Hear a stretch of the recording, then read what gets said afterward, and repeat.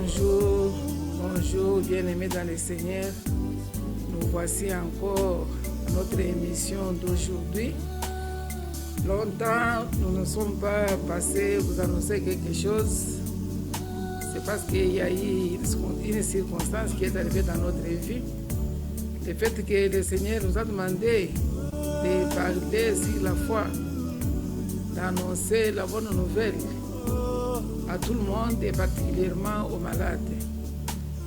Et autrefois, je disais que l'amour de Dieu consiste d'abord à ce que nous puissions d'abord le connaître, lui, le seul Dieu.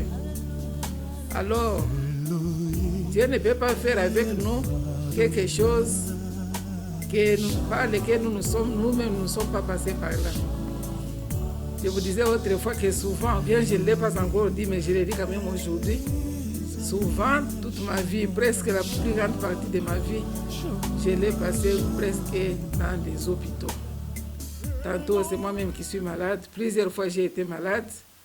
Et plusieurs fois, j'ai été dans des hôpitaux pour garder les malades. Et j'ai découvert une très grande chose, un très grand secret, une très grande révélation.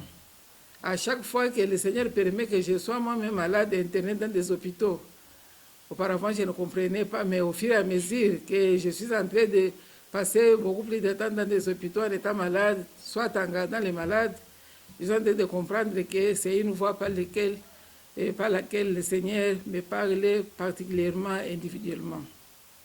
En tant qu'évangéliste, chaque fois que je me retrouve dans les hôpitaux, malade ou en train de garder un malade, donc c'est une voie par laquelle le Seigneur veut me parler particulièrement de grandes visions.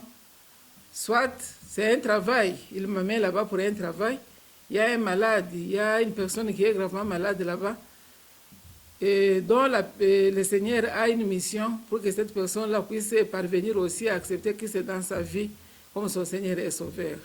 Et après qu'il bénéficie aussi de la guérison.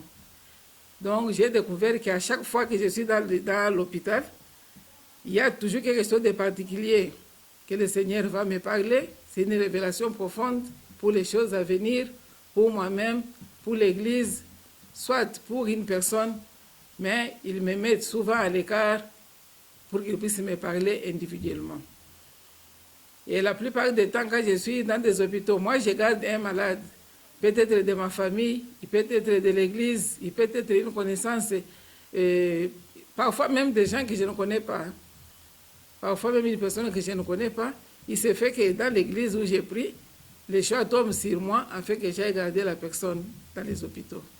Et pendant que je suis là, le Seigneur va faire toujours quelque chose de particulier dans la vie de la personne que je garde, soit dans ma propre vie, soit dans la vie d'une personne voisin, un voisin, ou bien un malade qui est venu aussi de très loin, ou bien qui est venu d'autre part, mais Dieu l'a attiré dans le même hôpital que moi, afin que l'évangile soit annoncé à la personne.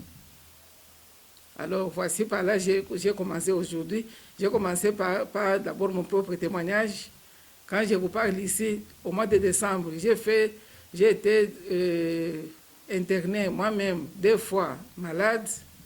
Au mois de février, j'ai été interné encore pour la 2e fois avec mon mari, pour la 3e fois avec mon mari, et nous venons de sortir de l'hôpital. Et je comprends une chose, quand nous étions internés avec lui, ce n'était pas d'abord pour que lui puisse recevoir d'abord la guérison. C'était premièrement pour que d'autres malades qui étaient là, ensemble avec nous, puissent aussi parvenir à la connaissance de Christ, connaître Christ comme le vrai Dieu. Comme notre émission est intitulée sur le thème de croire seulement, c'est croire à la parole de Jésus-Christ. Croire seulement qu'il s'est donné sa vie à Jésus-Christ. Dans mes émissions, les 2 émissions passées, j'ai eu à parler distinctement sur le salut. J'ai eu à parler que nous ne pouvons pas croire à quelque chose que nous ne connaissons pas. Nous ne pouvons pas croire à quelqu'un à qui on n'a pas fait confiance. Donc Jésus-Christ, nous allons le croire, c'est premièrement en écoutant sa parole. Une fois que nous écoutons la parole, c'est de cette parole-là que la foi va venir, selon que la Bible nous dit dans l'épître de Paul aux Romains. C'est en écoutant sa parole que la foi va monter en nous et nous allons accepter cette parole et croire maintenant à cette parole. Je commence par me présenter. Je suis évangéliste Dorcas Patanema. Je suis en train d'évoluer dans l'église Parole de Vie à Lubumbashi, située dans le quartier Cadastre, avenue Kassila, numéro 32. C'est là où je suis en train d'évoluer, dans l'église de pasteur Daniel Moussampa. Alors, pour que je puisse vous atteindre de partout où vous êtes, de moi-même, je ne le peux pas, mais à mes côtés, j'ai mon technicien Finel Boa, et lui qui prend soin de nous, lui qui prend soin de nous faire parvenir partout où vous êtes. C'est avec lui que je suis à la technique. Alors, je vous invite, dès que vous suivez cette émission, ne gardez pas celle-ci pour vous-même. C'est la parole de Dieu. Nous ne pouvons pas la garder pour nous-mêmes. Chaque fois que tu écoutes, tu es aussi demandé à ce que tu puisses propager cela aux autres. Nous sommes en train de traverser des temps très compliqués, des temps très difficiles. Des temps très difficiles qui annoncent la fin des temps, qui annoncent la venue de Jésus-Christ. Certainement, Jésus-Christ est en train de venir. Nous ne connaissons pas les jours, nous ne connaissons pas l'heure, nous ne connaissons pas le temps. C'est ce que la Bible elle-même nous dit que quant à ce qui concerne les jours, quant à ce qui concerne l'heure, personne ne le sait. Sauf le Père lui-même qui connaît, ce sera quel jour, ce sera quel moment. Pendant que le monde est en train de s'empirer encore, le mal est en train encore de croître, le mal est en train encore, des gens sont en train encore de se noyer. Alors que Jésus-Christ est en train de venir, les prédicateurs sont en train de monter jour et nuit. Il y en a qui prêchent dans les bus, il y en a qui prêchent à la télé, il y en a qui prêchent dans des églises, il y en a même qui se lèvent à 4 heures du matin, 5 heures dans des avenues, dans des rues, en train de parler de Jésus-Christ. Mais il y en a aussi ceux qui se moquent. Il y en a aussi qui se mettent à se moquer. Il dit toujours, depuis qu'ils ont commencé à prêcher, depuis qu'ils ont commencé à nous dire que Jésus va venir bientôt et ne revient pas toujours. Il y en a même qui commencent à se moquer. Le bientôt de la Bible, c'est quel jour? Depuis que la Bible a été écrite, la Bible parle toujours de bientôt et c'est le bientôt qui n'arrive jamais. Mais je suis en train de vous annoncer aujourd'hui, ce matin, nous sommes matin ici chez nous à Lubumbashi. Je ne connais pas chez vous, vous êtes quelle heure, mais nous, chez nous, nous sommes dans les avant-midi. Je suis en train de vous dire que, de la même manière qu'au temps de Noé, quand Noé était en train de prêcher, le premier évangéliste Noé, quand il était en train de prêcher, il disait aux gens de s'apprêter, il disait aux gens de venir entrer dans l'arche. Les gens prenaient toujours ça comme de la plaisanterie. Les gens se moquaient de lui. Les gens lui disaient même que c'est la vieillesse qui devait parler Noé. Mais quand les jours étaient arrivés, quand Dieu a fait pleuvoir la pluie pour la toute première fois, et Noé a été sauvé, seulement lui, et sa femme, et ses fils, et les femmes de ses fils, 8 personnes. Même aujourd'hui, vous êtes en train de plaisanter. Pendant que les évangélistes parlent, pendant que les évangélistes prêchent, pendant que les pasteurs prêchent, pendant que les hommes de Dieu sont en train de parler, mais vous vous mettez à vous moquer, vous vous mettez à plaisanter. Je vous invite ce matin à cesser la plaisanterie. Je vous invite ce matin à croire à ce que la parole de Dieu est en train de nous enseigner. Je vous invite le matin, aujourd'hui, afin que tout un chacun mette le sérieux dans ce qu'il fait. Jésus est en train de venir et il vient bientôt. Le bientôt là, ça veut dire, même comme je suis en train de passer cette émission, dans un clin d'œil, l'histoire peut se terminer seulement pendant que je suis en train de parler. C'est parce que personne ne connaît les jours, personne ne connaît l'heure, personne ne connaît même pas la seconde. Alors, ce n'était qu'un rappel. Notre émission est basée surtout sur les gens qui sont en train de souffrir la maladie du corps. Parce que le péché aussi, c'est une maladie. La souffrance aussi est une maladie. Les problèmes difficiles aussi, c'est une maladie. Mais ici, nous parlons particulièrement de ceux qui sont atteints de la maladie du corps. Donc, la maladie physique, c'est ce que je voulais dire. La fois passée, nous avons lu dans Marc, chapitre 5, verset 34. Et c'est là où était notre verset clé. On avait parlé aussi d'autres versets qui secondaient celui-ci. Là, on avait parlé de la foi des centeniers dont sa fille était guérie par la foi de son papa. Son papa était en train de suivre Jésus-Christ en lui annonçant que ma fille est gravement malade. Et pendant qu'il était en train de parler, les gens de sa maison sont venus lui dire: ne tourmente pas les maîtres, car ta fille est morte. Et Jésus-Christ a demandé au papa qu'on puisse aller à la maison. Arrivé à la maison, la fille n'était pas morte. Jésus a dit seulement une parole et la fille était sauvée, la fille était guérie de son mal. Alors, notre émission, comme nous parlons de la croyance en Jésus-Christ. La croyance en Jésus-Christ, bien aimé, c'est une chose très, très, très, très importante. Très, très importante. Croire en Jésus-Christ signifie tout simplement avoir confiance en lui. Lui confier sa vie, confier à Jésus-Christ toute ta vie, afin que lui-même puisse te diriger comme ton Seigneur. Quand nous croyons à Jésus-Christ comme notre Seigneur, premièrement, nous acceptons à ce que Christ puisse nous diriger. Quand tu acceptes que quelqu'un te dirige, donc tu ne vas pas te diriger, tu ne vas pas marcher encore selon ta volonté. Tu vas marcher, celui qui est ton maître va te demander de marcher. S'il te demande d'aller à droite, tu vas aller à droite. S'il te demande d'aller à gauche, tu vas aller à gauche. Quelqu'un qui a donné sa vie à Christ ne peut plus marcher encore selon que lui veut. Non, non. Les choses anciennes doivent passer et toutes les choses doivent devenir nouveaux dans nos vies quand quelqu'un donne la vie à Christ. Selon que la Bible nous dit dans 2 Corinthiens chapitre 5 verset 17, que quand quelqu'un donne sa vie en Christ, toutes les choses doivent devenir nouvelles. Auparavant, si les gens me connaissaient en tant qu'ivrogne, si les gens me connaissaient en tant qu'impudique, si les gens me connaissaient en tant qu'égoïste, donc tous les défauts là que nous connaissons. Mais quand je donne ma vie à Christ, j'accepte à ce que Christ puisse me diriger. J'accepte à ce que l'homme ancien qui vivait en moi, qui me conduisait, j'accepte à ce que cet homme-là puisse mourir et que Christ prenne la place et qu'il me dirige et que je puisse vivre la vie de Christ en moi. Et que tout un chacun qui peut me voir, il puisse voir Christ en moi. Donc, quand quelqu'un donne sa vie à Christ, il doit devenir une nouvelle créature. Donc, un changement total doit s'opérer dans ma vie. Aussi, ce n'est pas un travail d'un jour. C'est un travail qui est progressif. Plus que je marche avec lui, plus que je l'accepte, plus que je crois à tout ce qu'il me dit. Je ne peux pas croire en partie, accepter une dimension et refuser d'autres. Non, non. Dans la Bible, c'est la parole de Dieu. Je dois m'appuyer à tous les enseignements que je suis en train de suivre.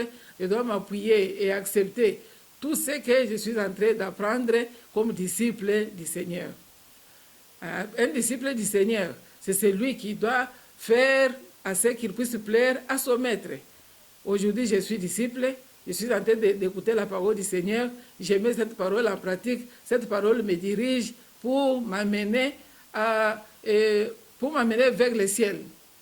La vie chrétienne, nous courons, c'est vers le salut.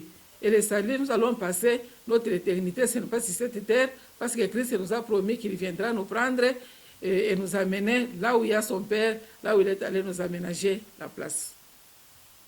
Quand nous acceptons Christ, nous l'acceptons comme notre sauveur. Nous l'acceptons comme notre sauveur, ça veut dire ceci. Christ a accepté de perdre sa vie. Ça veut dire, il a accepté de mourir sur la croix. Lui qui n'a pas péché, lui qui n'a pas connu un péché, mais il a accepté que les mains des pécheurs puissent le toucher.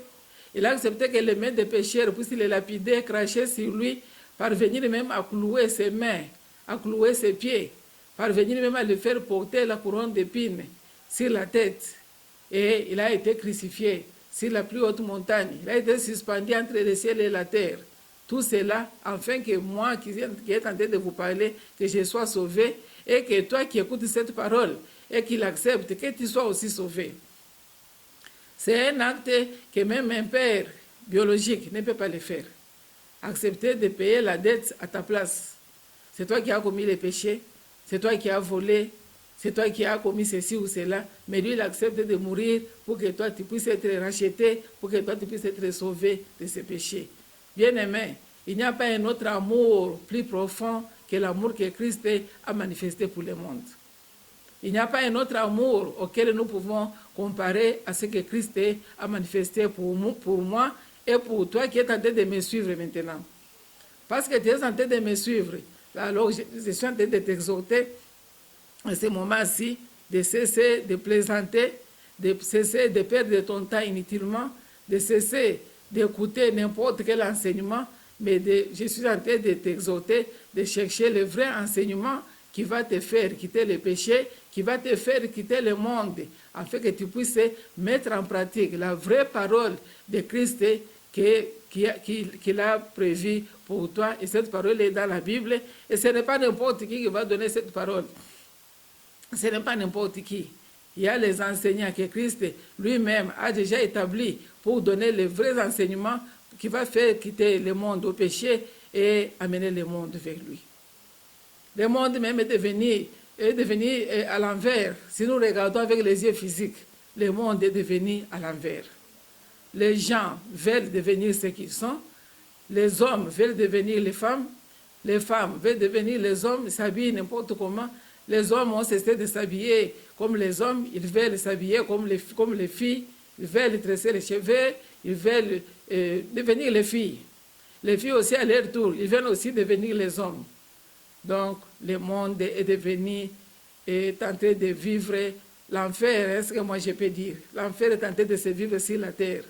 Maintenant, à toi qui m'écoutes ce matin, je te demande de cesser à plaisanter.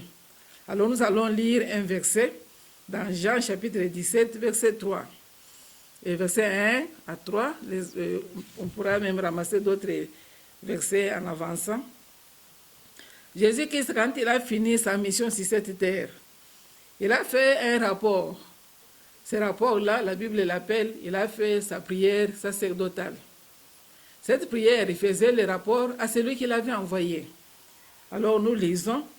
Après avoir ainsi parlé, Jésus leva les yeux au ciel et dit, « Père, l'heure est venue, glorifie ton Fils, afin que ton Fils te glorifie, selon que tu lui as donné pouvoir sur toutes tes chairs, afin qu'il accorde la vie éternelle à tous ceux que tu lui as donnés. Or, verset 3, or, la vie éternelle, c'est qu'ils te connaissent, virgule, toi, virgule, le seul vrai Dieu, et celui que tu as envoyé, Jésus-Christ. Amen, bien-aimés dans le Seigneur. Tu es en train de suivre cette émission. Tu es à la maison, tu es au boulot, tu es dans ta chambre, tu es dans le bus, mais dans ton téléphone, tu es en train de suivre cette émission. Jésus-Christ, quand il a fait les rapports, ces rapports, il les fait à celui qui l'a envoyé. Donc, il fait une prière que la Bible appelle la prière sacerdotale. Il est en train de faire les rapports pour le travail pour lequel on l'avait envoyé et il a clôturé son travail. Il dit que l'heure est venue. Il demande à Dieu de le glorifier, lui, Christ, par le travail qu'il a fait. Et que Dieu lui a donné le pouvoir d'accorder la vie éternelle à tous ceux que Dieu lui a donné. Tout ce que Dieu a donné à Jésus-Christ ne sont pas ailleurs. Ils sont sur cette terre. C'est toi qui m'écoutes ce matin. Tu es malade physiquement. Peut-être tu es à la maison. Peut-être tu es à l'hôpital, comme je venais de dire. Là, à l'hôpital que tu es, Dieu ne t'a pas amené là à l'hôpital inutilement. À l'hôpital, là-bas, Dieu a permis que tu sois interné, c'est pour une cause. Moi, souvent, quand je me retrouve interné à l'hôpital, moi, j'ai toujours aimé ce temps. Je me dis toujours que c'est un temps où Dieu m'a amené à l'écart. Dieu m'a amené à l'écart pour me parler. Dieu m'a amené à l'écart pour me corriger. Dieu m'a amené à l'écart pour me donner du travail. Donc, tu te retrouves aujourd'hui à la maison, cloué sur un lit, à l'hôpital, peut-être longtemps, peut-être tu es entré ce matin, peut-être tu es entré il y a 2 jours, peut-être tu n'as jamais fait une année. Parce qu'il y a les gens qui ont déjà fait même 3 ans, 2 ans à l'hôpital, même 1 mois, 2 mois. Ne passez pas ce temps-là inutilement. C'est un temps où Dieu veut te parler. C'est pour cela qu'il t'a amené à l'écart. Il t'a tiré de la famille, Il t'a tiré du milieu de tes amis, de toutes les ambiances que tu pouvais faire. Mais il t'a amené à l'écart. Bien sûr, il y a il y a les heures de visite, il y a les heures où les infirmiers peuvent passer pour prendre soin de toi. Il y a les heures où les docteurs peuvent passer pour te consulter, sur le lit là où tu es. Mais il y a aussi même 1 heure, 2 heures, 3 heures que tu pourras passer seul. Pendant qu'il n'y a personne. Tout un chacun sur son lit, dans un profond sommeil. Tout un chacun est en train de se projeter par-ci, par-là. Toi aussi sur ton lit. Ne perds pas ce temps inutilement. Là, sur le lit où tu es, c'est un temps où Dieu te donne pour que tu puisses réfléchir. Réfléchis sur ta vie, ma soeur, mon frère. Peut-être tu es à l'hôpital avec ton bébé. Peut-être tu es à l'hôpital avec ton mari. Peut-être tu es à l'hôpital avec ta femme. Peut-être c'est dans la maison où vous êtes, une situation vous a troublé. Moi, je suis en train de vous dire que c'est un très bon moment où Dieu vous a mis à l'écart afin qu'il puisse vous parler. Ne fais pas passer ce temps-là inutilement, mais profite de ce temps-là afin que tu puisses comprendre quel est le message que Dieu veut te donner en ce moment-là. Quel est le message? Il veut t'attirer vers lui. Parce que la Bible elle-même nous dit que personne ne peut venir à Jésus-Christ si le Père ne l'attire. Là, c'est dans Jean chapitre 6, verset 44. Si personne n'attire, et si Dieu ne t'attire, tu ne pourras pas avoir l'envie de venir à Jésus-Christ. Alors, pendant le temps là que tu es cloué, sur le lit de la maladie, c'est toi-même qui es malade, soit c'est l'un de vous qui est malade, toi tu es en train de faire la garde. Saisis bien cette opportunité. Sois à l'écoute. Dieu n'appelle pas, il y a des gens que Dieu a appelés d'une manière ou d'une autre, mais il y a aussi les gens que Dieu a trouvé mieux de les appeler par le canal de la maladie. Donc la maladie là que tu as, ce n'est pas une maladie qui va t'amener à la mort. La maladie là que tu as, c'est une maladie qui va éclater la gloire de notre Seigneur Jésus-Christ. Donc à travers cette maladie-là, les évangélistes sont en train de passer dans les hôpitaux. Saisis l'occasion. Saisis l'occasion. Quand tu vois les évangélistes qui passent, ils vont te demander si tu peux donner ta vie à Christ. Accepte de donner ta vie à Christ. Soit c'est toi-même, soit c'est les malades. Si tu es les gardes malades, et toi qui gardes les malades, et les malades, vous donnez vos vies à Christ. Tu ne connais pas aussi pourquoi Dieu a permis que tu sois garde malade aujourd'hui. Toi aussi qui es malade, tu ne connais pas pourquoi la maladie là ne se guérit pas. Tu as contacté plusieurs médecins. Tu as dépensé tout ce que tu avais. Comme j'avais dit autrefois de la femme là qui avait la perte de sang. Elle avait dépensé tout ce qu'elle avait. Elle avait vu plusieurs médecins, mais la maladie ne se guérissait pas toujours.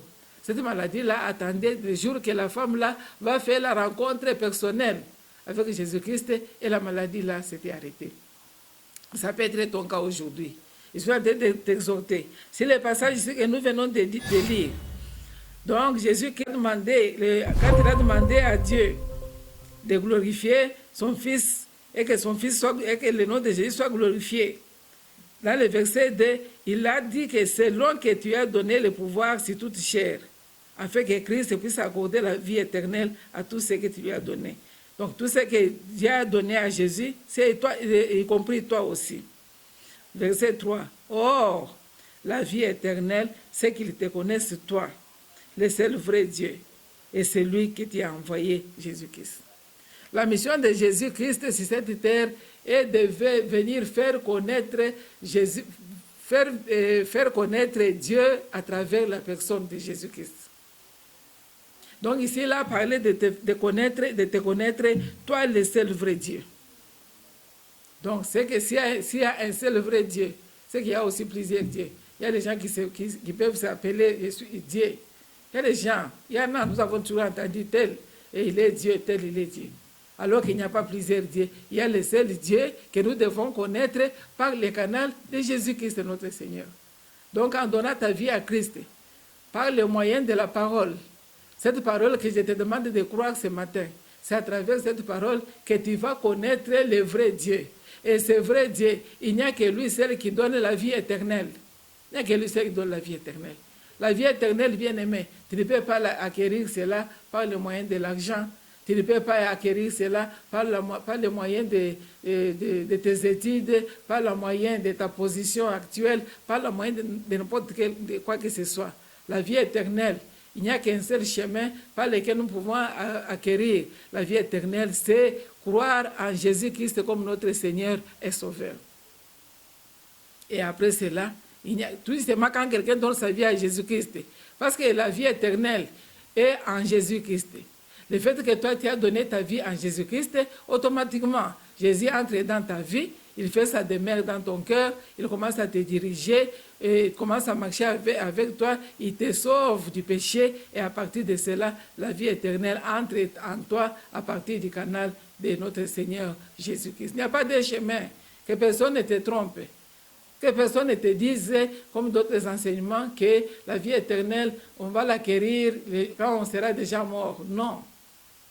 La vie éternelle, c'est le jour, l'unique jour que Christ fait son entrée dans ta vie. C'est le jour que tu vas aussi bénéficier de recevoir la vie éternelle en toi. En commençant par sur cette terre. La vie éternelle, nous la vivons en nous, sur cette terre, parce que Jésus-Christ est au-dedans de nous. Il te dirige, il t'enseigne, il te montre le vrai chemin, afin que tu parviennes à connaître le vrai Dieu. Ne t'embrouille pas, bien-aimé. Ne t'embrouille pas. Ne t'accroche pas à n'importe quelle prédication, ne t'accroche pas à n'importe quel Dieu. Mais que Jésus-Christ entre en toi ce matin, partout où tu es. La maladie là que tu as n'est rien au-devant de lui. La maladie là que tu as n'est rien au-devant de lui. Quand moi je suis en train de donner mon témoignage que plusieurs fois, j'ai été toujours, souvent, dans des hôpitaux, soit je suis malade moi-même, soit je suis garde malade. Ce n'est pas pour dire que je suis faible physiquement et que Jésus-Christ a manqué de me guérir. Non, non. Moi, j'ai compris que c'est la mission. Comme il m'a donné le travail d'évangéliser dans des hôpitaux. Donc, le seul moyen pour lui, pour que je commence à entrer dans des hôpitaux sans difficulté, il faut que moi-même, soit je suis malade, soit je garde des malades. Dans n'importe quel hôpital où je vais me trouver en train de garder un malade, pour moi, ça ne m'ennuie pas, pour moi, ça ne me choque pas parce que je comprends que c'est la mission. Dieu m'a envoyé là, dans cet hôpital-là, pour que les malades aussi qui sont là, ainsi que les gardes malades, parviennent aussi à connaître Christ, le vrai Dieu. Et enfin, la guérison, c'est le bénéfice seulement du salut. Si quelqu'un donne sa vie à Christ, il accepte Christ comme son Seigneur, pour que Christ puisse le diriger. Il accepte Christ comme son sauveur pour que Christ puisse, parce que Christ a accepté de mourir pour lui. Automatiquement, le salut entre en toi, automatiquement tu as la vie éternelle et la présence de Christ dans ta vie va te conduire vers la connaissance du seul vrai Dieu à qui nous devons servir sur cette terre. Donc la maladie que tu as aujourd'hui, soit tu es en train de garder un malade, que cela ne puisse pas te donner de la peine. Crois seulement à cette parole que nous venons de lire. Crois seulement à ce message que je viens de t'annoncer ce matin. Tu verras que la maladie là qui est en toi, soit dans la vie de ton frère, bien ta sœur, bien ton enfant, tu trouveras que c'est une petite chose. Une très petite chose. Christ est grand. Comme il est venu pour nous présenter le vrai Dieu, il est plus grand que la maladie que tu as. Il est plus grand que tout ce que tu es en train les peines que tu es en train de te donner pour chercher la guérison. Donc accepte seulement Christ ce matin, que Christ fasse son entrée en toi, qu'il fasse sa demeure en toi, comme lui-même a dit dans le livre de Apocalypse chapitre 3 verset 20. À chaque émission, je ne cesserai pas de lire et relire Apocalypse chapitre 3 verset 20. La Bible nous dit ceci, c'est Christ qui parle lui-même. Il te demande, toi qui m'écoutes ce matin, il est à ta porte en train de frapper. Il te demande d'ouvrir la porte de ta vie. La porte qu'il te demande d'ouvrir ce matin, ce n'est pas la porte de la maison, la porte de ton bureau, non. La porte de ton cœur. Bien-aimé, ne continuez pas à plaisanter. Les temps sont mauvais. Christ nous demande de racheter le temps. Ne dis pas que je vais le faire demain. Ne dis pas que je vais le faire le soir. Fais-le seulement maintenant comme tu es en train d'écouter cette émission, à n'importe quelle heure que tu suivras cette émission. Il te dit que me voici, je tiens à la porte, je frappe. Si quelqu'un entend ma voix, sa voix, ce n'est que la parole de Dieu que nous venons de lire ici, que nous venons de proclamer, c'est ça sa voix. Si quelqu'un entend ma voix et ouvre la porte, moi, Jésus-Christ, j'entrerai chez lui. Je souperai avec lui et lui soupera avec moi. Donc, ouvrez la porte de ton cœur, fasse l'entrée de Christ dans ta vie maintenant même. Et quand il va entrer, il va commencer un travail spirituel en toi. Premièrement, il fait son entrée en toi. Deuxièmement, il pardonne tes péchés.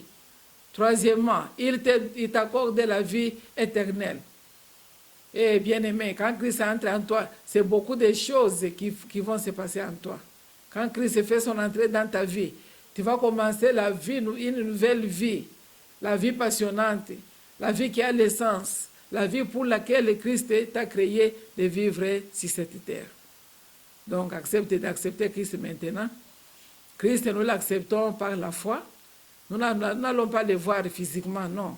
Nous n'allons pas le voir physiquement parce que Christ, c'est la parole. C'est la parole qui s'est faite chair. Et cette parole a accepté d'habiter parmi nous. Et aujourd'hui, cette parole veut habiter pas seulement parmi nous, mais veut habiter en toi. Tu vas faire cette prière ensemble avec moi, de partout où tu es. Si ce n'est pas présentement, mais n'importe à quelle heure que tu vas suivre cette émission. Tu vas répéter cette prière après moi. Tu vas dire, donc tu es en train d'inviter que Christ fasse son entrée personnellement dans ta propre vie. Et après cela, dès qu'il va faire son entrée, beaucoup de choses vont intervenir dans ta vie. Tu vas dire, Seigneur Jésus, j'ai besoin de toi. Merci d'être mort sur la croix pour mes péchés. J'ouvre la porte de ma vie. Je t'accepte comme mon Seigneur et mon Sauveur. Merci pour le pardon de mes péchés. Merci pour la vie éternelle que tu me donnes. Fais de moi la personne que toi tu désires que je sois. Amen. Ok, nous disons merci pour tout celui qui a suivi cette émission, pour tout celui qui va suivre cette émission, pour tout celui qui va accepter Jésus-Christ comme son Seigneur et Sauveur. Crois que Christ il a fait son entrée dans ta vie et crois que quand Christ fait son entrée dans ta vie, il ne va pas croiser les bras. Plus que tu écoutes la parole de Dieu et la Bible, plus que Christ est en train d'agir encore en toi, et plus que les problèmes que j'appelle un petit problème de la maladie, lui-même il va s'en charger et il va te donner la guérison selon que lui le veut. Que cette parole puisse encore demeurer dans la vie de tout celui qui l'a suivi. Que cette parole puisse encore créer la foi en toi. Que cette parole puisse te donner encore l'envie de lire encore la parole de Dieu jour après jour. Et en lisant cette parole, la parole que tu vas lire, que cette parole puisse encore produire les effets dans ta propre vie. Nous disons merci pour votre attention. Nous disons merci pour tout celui qui a pris tout son temps pour suivre cette émission. Vous ne nous suivez pas nous, mais vous suivez le message de Christ qui nous a mandatés et qui a parlé à travers nous. Nous disons merci aussi à notre technique qui nous a permis à vous rejoindre partout où vous êtes dans le monde. Quand je parle, je ne parle pas seulement aux gens de Lubumbashi, je parle à tout celui qui va nous suivre à travers le monde.